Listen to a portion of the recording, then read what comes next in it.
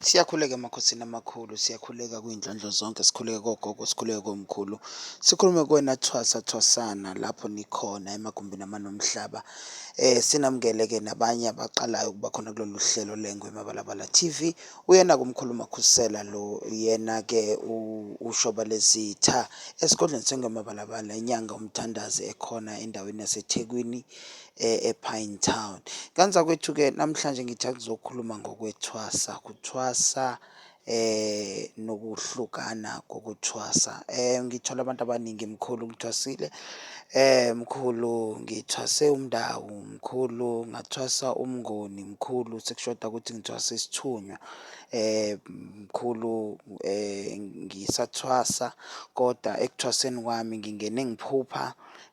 Manje angisaphuphi, manje angisaboni lutho, ngibona engathi iy'dalwa sey'sukile eduze kwami kunokube zisondele.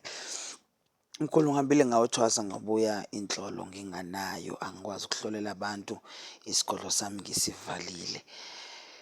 Hheyi ngani zakwethu, siyabonga kakhulu. Asike siqale lana-ke sikhulume-ke ukuthi-ke ukuthwasa kuhlukahlukene, and njengoba ngizokhuluma ukuthi ukuthwasa kuhlukahlukene nje, kukhona umuntu othwasa isithunywa sodwa, kube khona umuntu othwasa ubungoni bodwa, kube khona umuntu othwasa uthokoza wodwa, kube khona umuntu othwasa amakhosi wodwa. Ake ngiyichaze nje kanjalo. Kodwa ayikho ingane zakwethu umuntu othwasa abalozi bodwa, akekho umuntu othwasa umndawu wodwa, akekho futhi umuntu othwasa indiki lodwa. Ngicabanga ukuthi ngihamba kahle.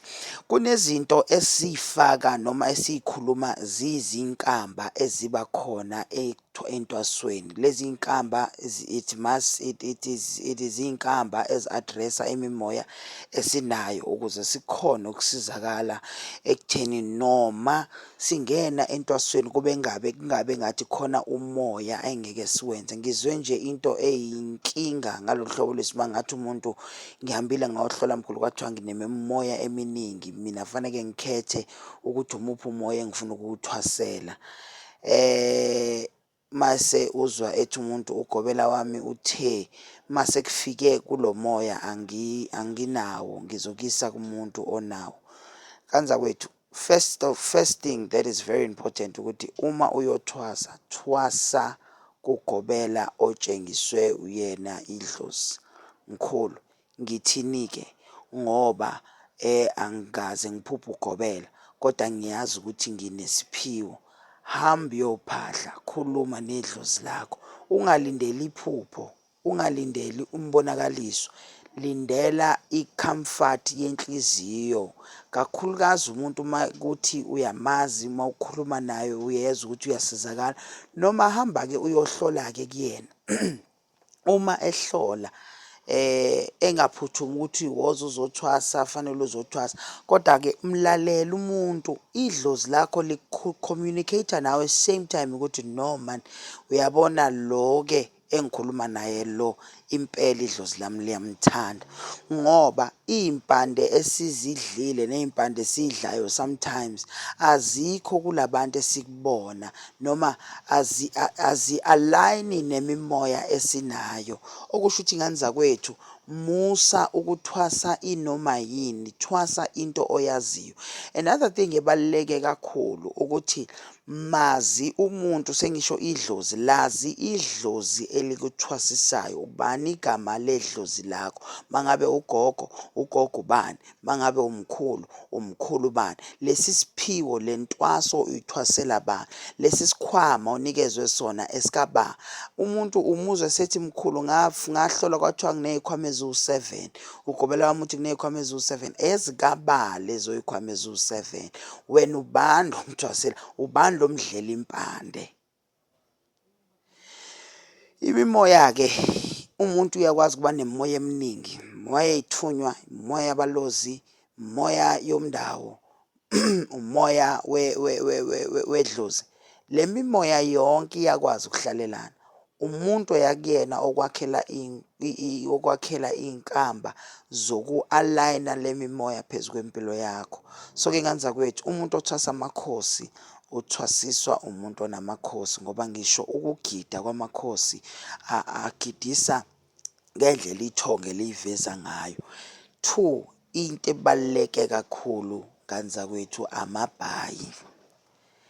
Kwingwe emabalabala sinamabhayi omndawo lesi ubiza ngenjita, sinamabhayi engonyama okuyibhubesi, sibe namabhayi amakhosi okuyingwe. Amajazi, sinamajazi amathathu. Lazi zinto sizithole sinikezwe abantu abadala. Wonke umuntu ongena la ekhaya umuntu ofanele alayine nalezi zinto ezisuke zikhona. Shuthi ozothwasa isithunywa fanele kube ukuthi ijazi abamtshengisa lona liyafana nejazi elikhona la esigodlweni. Ibhayi abamnikeza lona liyafana nebhayi elikhona la esigodlweni. Mhlampe sesingahluka ebuhlalini. Mhlawumpe futhi-ke iy'dalwa zakubo zingamnikeza ezinye-ke izinto-ke, ngoba baningi abantu abasuke bembatha umuntu ngaleso sikhathi. Abanye bayakhusela baqhamuke nabo sebezomnikeza umuntu amabhayi. Sengisholo ukuthini nganzakwethu? Sengisholo ukuthi don't let ukugobela kube yena o-dictator ibhayi nebhayi oligqokayo, kodwa kube ugobela ozi-align-a nedlozi lakho ukuze idlozi lakho lukwazi ukuqhuma ngendlela elungile, ngendlela ephuthumayo. Okusho ukuthi-ke nganzakwethu, uma ungena entwasweni, ngena ngendlela kulalelwa ithongo, uhambe nethongo. Ukungabi khona isikhathi la khona uthi ugobela owathi mina ngangithi, mina ngangingashongo ukuthi ugobela wathi, mina ngangaphuphanga ukuthi ugobela ngamtshena ugobela wayesengenzela ngale ndlela. Ngoba iy'mfihlo lezi izona lezi ezenza ukuthi umuntu uma esephumile entwasweni kuthi uvalo ugobela noma ugobela umsebenzisele iy'nkambi ey'rongi. Kanti nawe thwasa, you were not careful ngekhathi ungena entwasweni ukuthi yini lo yidlayo, mase usuyidlile kuzokwenzakalani. Kukhona yini uma kunyakaza ngekhathi uyidla le ntwaso. Lalela ithongo lakho, ngekhathi ulilalela ithongo lakho akube yilona phela elikutshelayo ukuthi ake manje izinto sezohamba ngale ndlela nangale ndlela. Ngizweke le nto-ke ewumhlola le eyindida le yeyiqephu zokuthwasa umuntu akaphothuli ngenkomo, lokhu ephothula ngey'mbuzi. Kanzakwethu, thwasani imimoya ekunina. Musa ukuyigqilaza uthwase iminyaka ungaphothuli ngesimo sokuthi uyazibambezela. Uma ugobela oye kuyena ungatshengiswa ngedlozi, ngoba phela siyakwenza lokho kulezi iy'nsuku. Ugobela uya kuyena utshengiswa ngedlozi. Uma uya kuyena musa phela ukuthi yena mase usufike kuyena akutshena ukuthi la ekhaya uzothi uma usufika sizokwenza umndawo kuphela, uzohamba uye kamakhelwane uyowenza umnguni.